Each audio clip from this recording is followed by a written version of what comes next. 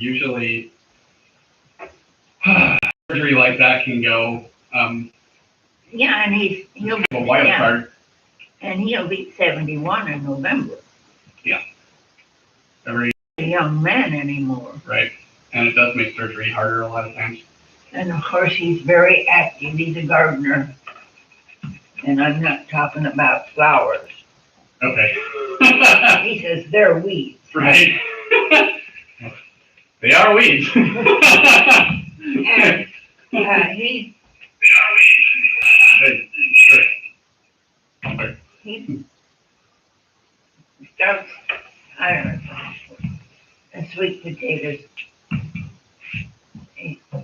When he gets done, he's got a plant, and he plants it. And when he goes to dig up his sweet potatoes, he digs them with his hands. So, because he keeps it worked in. Wow. That's incredible. He's a gardener. Yeah. He always has been. Yeah. Wow. No, that's amazing. Him and my nephew that made that. He said flowers were weeds too. Made what? The cover? Whoa! He made that? Yeah. Oh, that's incredible. He did all that, Wow. flowers and all that stuff. Oh, that's And so he cool. gave away more of that stuff. He made 2 purses with a saddle on top. Really?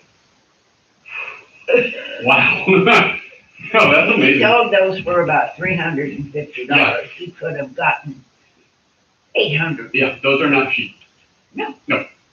I mean, I've looked whenever we're at like either a street fair or some event where there's Yeah. a lot of vendors. I look, and they're not cheap.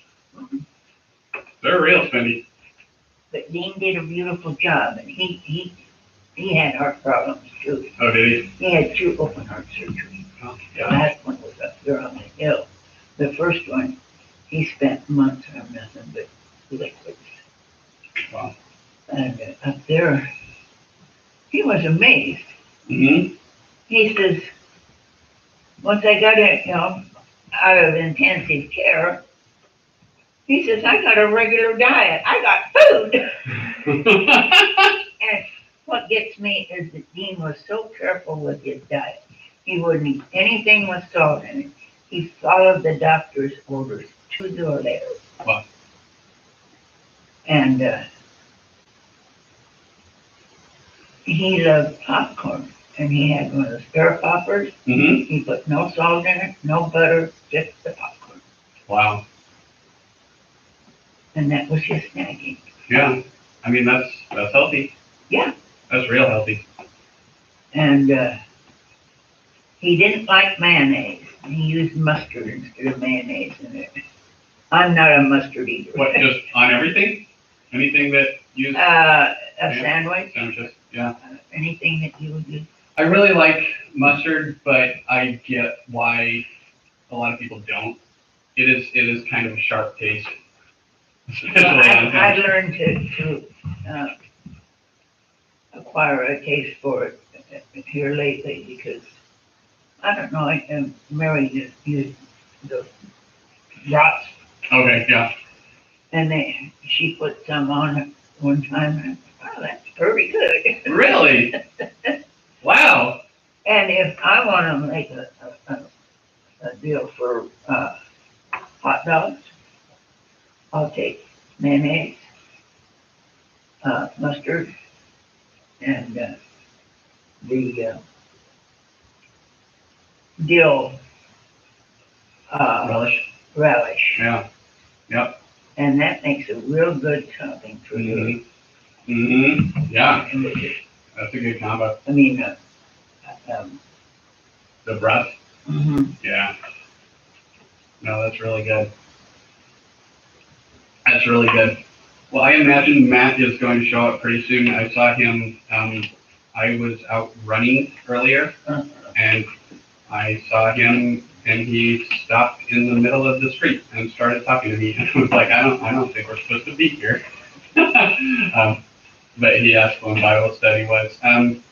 But we always open with prayer requests. Do we have anything that we want to be thinking about and praying for? Uh, Obviously, is it your brother that's going to, your son? my son, Going into yeah, surgery? yeah, that, and Penny, she has a drinking problem, Oh, gosh. and, I've been praying for her, but like I say, she's got to hit bottom, she's got to want to quit. Yep. Before anything, you can't force anybody. Yeah, I mean, I've known some people who quit, but almost across the board, you need to hit rock bottom. I mean, there's a reason AA begins with admitting your powerlessness, because Yeah. like that's, Oh, she says she can quit anytime she wants. Yeah. Yeah. that's so hard. Huh? That's so hard to watch someone go through that. Well, you know, I used to smoke, Mm-hmm. and everybody said it was so hard. Well, I smoked my last cigarette in the evening. The next morning, I called the doctor and got a prescription for the Nicorette gum. I went and got the Nicorette gum, and I only used the prescription and a half. Really? That's amazing. All of my friends who quit smoking after high school, it took them, I mean, some of them are still doing it, they could never get off. I started smoking when I was 21, Really? and I was in my, 21, really? That's later than I would have expected. No. Like, most people I know started in high school, so. yeah, I didn't. I was 21, Mm-hmm. and I was in my early 60s. Wow. Yeah, how long did it take? Well, I mean, not how long did it take, but what compelled you to stop? I'd been contemplating it for months. Hey, Matt. Hi, How are you? good. There was a box of chips just out in the lobby, so if you want some chips, there are chips. Okay. What kind are out there? I think they were all just salt and vinegar. Matt can look. I don't know where they came from, but if they're left in the lobby, in my opinion, they're up for grabs. If we can, This takes me back because when I yeah, they're just sea salt and vinegar. If you want some. Oh, I'll take one. Yep. back at the with the Wesleyan church, Uh-huh. we had a food bank Uh-huh. and we had chips all the time. Did you? Yeah. That's great. Um, but I had been contemplating quitting, Mhm. and they got up to $15 a carton, and I was tired of burning up Yep. money. Yep. My grandma talked about quitting her whole dang life, and she never did. But the reason she wanted to all the time, it was the money. She got to the point where she had severe lung cancer, but it wasn't even that. It was how expensive it was. It's really, really spendy. Yeah, well, I've got COPD now, Uh-huh. and I say, well, I've got nobody to blame but myself. And that's, I mean, it's kind of how you have to think about it, because otherwise you're just gonna complain a lot and be sad. Why Who has time? complain? Who has It time for doesn't that? do yourself or anyone else any good. That's right. That's right. So if you're talking about smoking, Yeah. here's a praise. My mom stopped smoking after 5 years. Really? Yeah. Oh, that's fantastic. 5 years ago she stopped smoking. Yeah, Yeah. So that's that's I didn't amazing. know she smoked. no, you cannot tell anymore that she was ever a smoker. Mm-hmm. No, but I didn't know she ever smoked. Yeah. No, that's incredible. That's great. Did your dad smoke? No. Did she start after he died, or did you always know her? No. Okay. But it's just incredible that Yeah. she here's to her benefit, she stopped smoking cold turkey. Oh, yeah? Wow. She, Liz was just telling me it was really close to that. Just one prescription of Nicorette. And what, that's amazing. We're doing prayer requests. Do you have anything that we want to be praying for? Special? not really. Okay. Okay. Well, do you mind, Matt, opening us in prayer? Okay. Dear God, thank you for this day. Thank you for you being you in a crazy world. Thank you for you being here and inviting us to be in your presence. Amen. Amen. So we're going to spend the next 6 weeks in the book of Daniel. Today is going to be Daniel chapter 1. It's the great thing about Daniel is that the first 6 chapters are all 6 separate stories. So it's great. They all have a very, very, very similar theme, and that is being faithful in hard times. So Daniel and his friends show up a lot in the book because they were dragged off to Babylon. They were in exile. Their homeland was destroyed, and they were dragged away, and they were slaves in Babylon, basically. And so some of them end up getting better roles, better jobs in Babylon, but they still are called to be faithful while they're there. So, I guess to start us off, has there ever been a time you've had difficulty being faithful to God? Yeah, when we were living in Pendleton, my husband was drinking and money was short,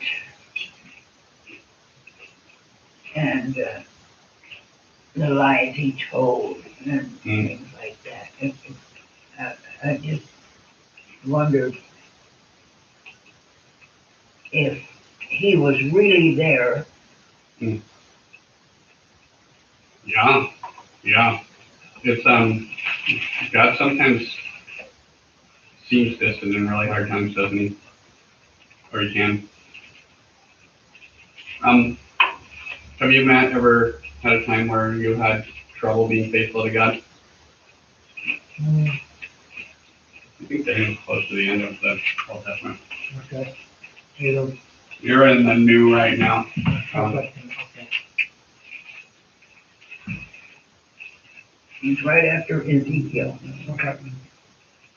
Right before Hosea. You were, so this is Hosea. It's the one right before that. Gotcha. So go back to Daniel 1. This is Daniel 12. Okay.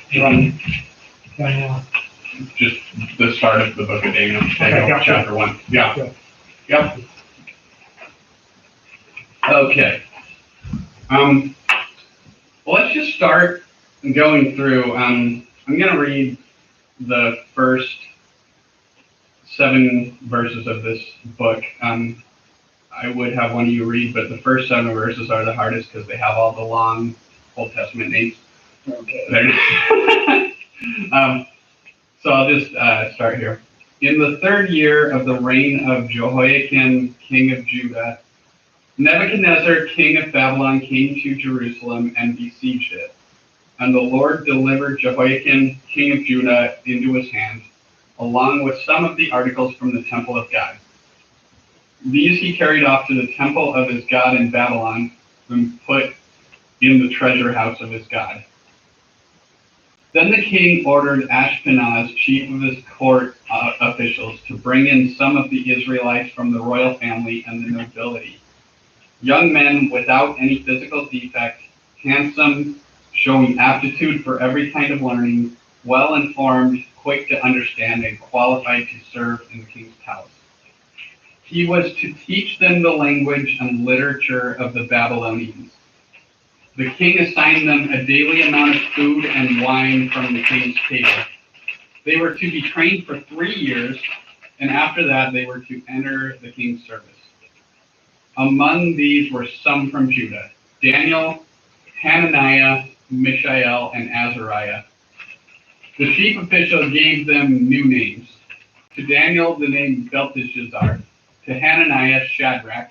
To Mishael, Meshach. And to Azariah, Abednego. So the people are ripped away from their homeland. And then the king says to his second in command, chief of staff, if you want, he tells them, go find the best of the best from these people that we took. Go find the best looking, go find the ones who seem like they're going to be like the most physically built, the ones who seem the smartest, and bring them and we'll train them. So, among these best of the best, Daniel and his friends. Daniel, Shadrach, Meshach, and Abednego. Yeah. Yeah. Why do you think he did that? It seems kind of weird, right? Well, he's wanting, I don't know what he wants them for. Isn't it weird? Yeah. Usually, someone comes in and they wipe out a country. Yeah. They bring their own people in, and they, kill any of the ones that don't, commit themselves. Yeah. If you want to put it in really sad modern terms, Nebuchadnezzar is kind of like Vladimir Putin right now with Ukraine. Yeah. He's stomping in, but this would be like if he conquered Ukraine, which hopefully not, but if he did, and then he took some Ukrainians and made them, trained them and made them high officials in his government, yeah, he wouldn't do that. You wouldn't think that. seems like a really odd thing to do. yeah, And he changes their names. and I don't see why anyone has right to change somebody else's name. Yeah, right. Why do you think he might have wanted to? Because he didn't like the names they were given. Hmm. They weren't,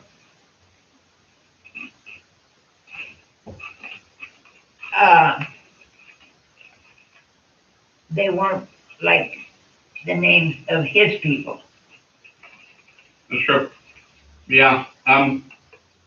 Hananiah and Azariah, the at the end of both of those names is the same that's at the end of Yahweh. A lot of those names point to the God that all four of these guys serve. And Yeah. you could see Nebuchadnezzar saying, no, you're not gonna keep your Yahweh names because we don't do that here. Yeah, but Daniel's the Babylonian name. Yeah, because his name at first is, it's a weird one. Belteshazzar. That's his Judah name. That's his Yahweh serving name, and they change it to Daniel, which is, I'm sure Belteshazzar meant a lot to him, but that is it's a hard thing. no, it says here, for he gave Oh, yeah. to Daniel the name of Belteshazzar. Yeah, no, you're right. I had that backwards. You are right. Yeah, okay. That makes more sense anyway, because Daniel, the L is probably, calls back to Elohim, which is another name for God. Oh, yeah. So, yeah, basically, Nebuchadnezzar's coming in, the Babylonians are coming in, and they're stripping these people of their identities entirely. Mm-hmm. If you think back to the Holocaust, one of the things they did with the people that they brought into concentration camps is they gave them not a name but a number, right? Yeah. They stripped them of their identity because, one, if you can change a person's identity, you can make them feel less. It's even worse in the Holocaust because if you just give them a number, it's easier to